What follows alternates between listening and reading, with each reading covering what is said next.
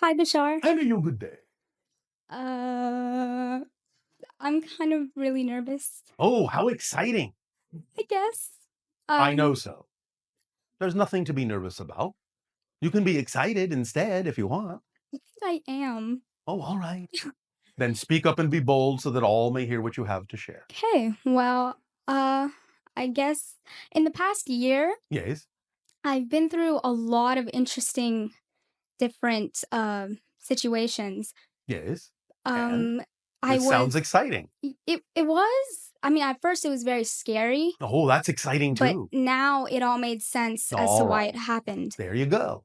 Uh, but I guess, well, You keep s- guessing a lot. sorry.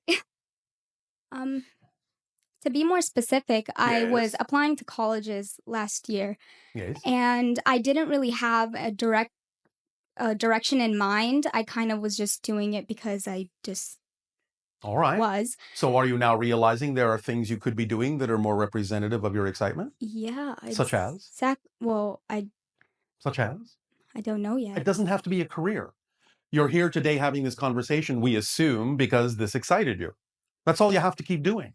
When this conversation is over, out of all the options available to you, choose the one that has even just a little bit more excitement than anything else that you're able to act on, and act on it to the best of your ability until you can act on it no further. And just keep doing that. That step by step process will eventually expand into other larger scale things like projects, like careers, and so on and so forth. Okay. So just start where you can because all excitement is connected. So it doesn't have to start big, it can start small. Okay. Well, I guess I ended up getting accepted Two. to UCLA, Oh, all right. and Four. What? uh, what major? If that's what the way you wish to express it, yes. Biology, And and so you said, though, that you're not excited about this, yes? Or are Uh, you? well, it's interesting what I'm learning. All I right. usually a lot of people try really hard to get into the school, and I kind of just let it go, and And it happened. all right. So, So is this representative of your excitement in any way, shape, or form? Is it one of the expressions of your excitement? well, it's interesting because I am there now, Yes. but what I'm dealing with now is a lot of my fears and Well, isn't that a insecurities. good thing? Well, Because now you're discovering them so you can let them go. Yes? yeah, So that's a positive thing, isn't it? yeah, Isn't that exciting? yeah. Yeah. What I'm trying to say is I get confused as to how to continue. I mean, I this I is just told you. If something comes up that is representative of one of your fears, uh then allow yourself to investigate it because that's why it's coming up. This is an opportunity for you to get in touch more quickly with the things you want to let go of that are fear based definitions. And when you've let go of them, you can decide whether or not to continue doing what it is that brought that opportunity to you or change to something else. Or you can change now. But if you have those fear based definitions, they're going to come up in whatever you do because that's one of the things that the excitement kit does is reflect to you the things that are out of alignment with excitement. So it's going to happen in one way, shape, or form. So if you want to do it in something that's more exciting, you can do it there. If you want to stay where you are and do it, you can do that too. But it's your decision. It doesn't matter. Okay, I think what stops me from even considering doing anything else is my fear that this is the only way I can be successful. Oh, poor you. I guess so then. I guess that's what's true for you then. It's the only possible thing you can do. Interesting, though, that you would think that the idea of doing something that you don't love would actually make you successful. Very, very interesting definition you have there of Very success. complicated. Well, it doesn't have to be. Well, how do I change that? How do Well, I do you understand that you simply believe that this is the only thing that can allow you to feel successful? And that it's not empirically true. It's not really a fact. You just believe that it's true. it's not? No, of course not. How could it possibly be? If it were really true, you wouldn't even consider wanting to do anything else. It would never occur to you that there might be some other way. We wouldn't be having this conversation. If it was a fact of nature to you, built into you so strongly as an absolute truth that there was really no other way you could be in your mind successful, even questioning it would never occur to you. But the fact that it has is your first clue that there might actually be something else that you can be successful at that you would actually love. Wow. Wow. You see how to use logic here? Yeah. That's how you use logic in a positive way. You have Interesting. to look at the obvious. And the obvious is really, if you understand the structure of existence, it wouldn't occur to you to think that there might be something else. You would never even wonder if it was an empirical fact of existence that this is the only path for you to be successful in. So all the pain and everything that's coming up, it's It's to resistance to your natural self, resistance to what is actually true for you. Forcing yourself to go down a path that isn't yours, forcing yourself to be someone you're not, forcing yourself to be a shape you weren't made to be is painful. yeah. So stop doing it. Lighten up. And know that you can align with whatever is truly exciting for you. And the fact that something might be more exciting is your first clue that that's where your success actually lies. Okay. So how do I use the experience of being at UCLA right now? I told you. If And you want to use it for a while to see if it can become more exciting, that you can change your definitions of what you're doing and allow it to be more exciting, or use it temporarily to find out what some of your fear-based definitions are so you can explore them and let them go, you can use it that way. It's up to you.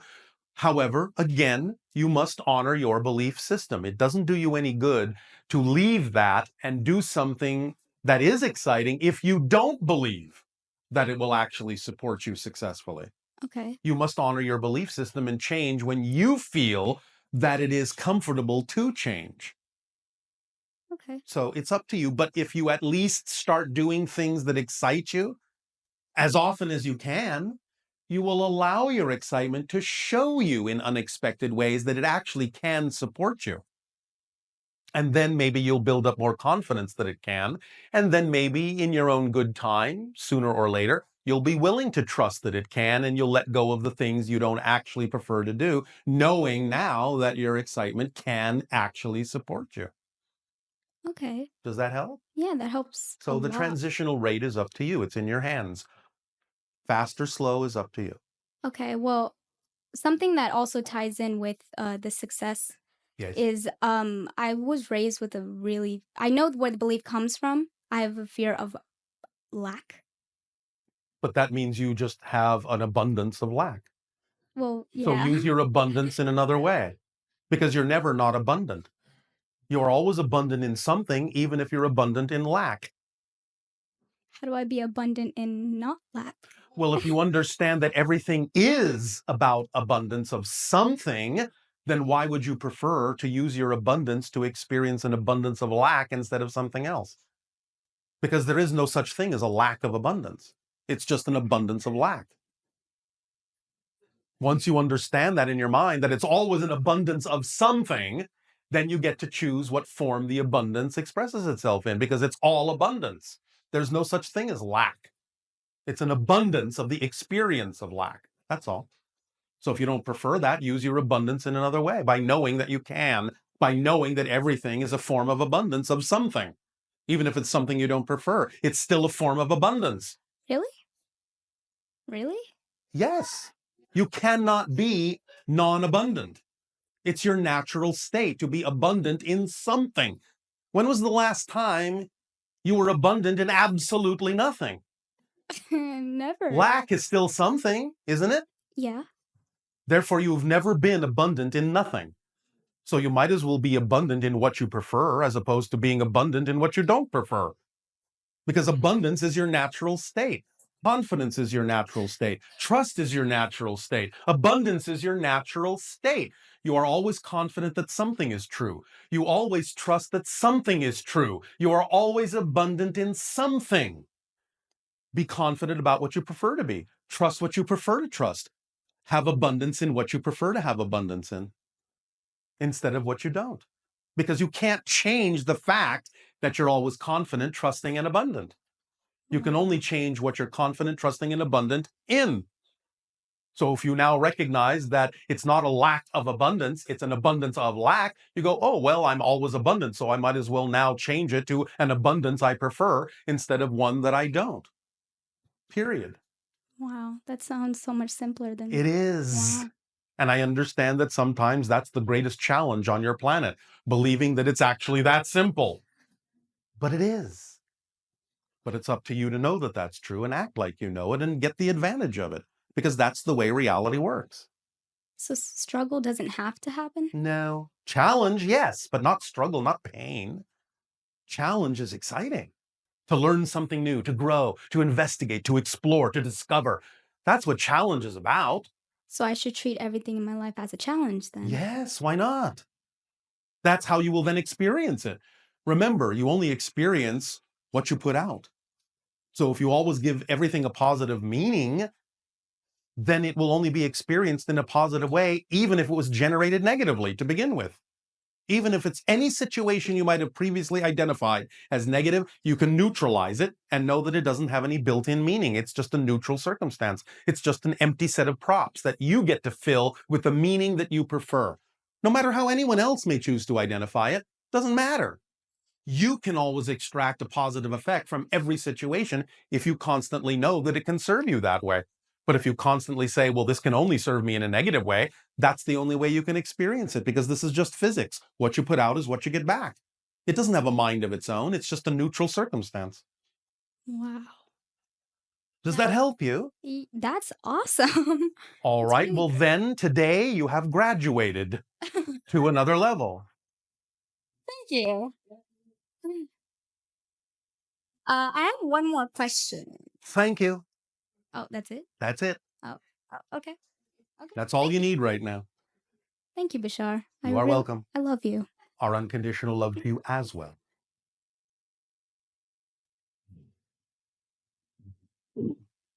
Let these things sink in and they will make more and more and more sense to you.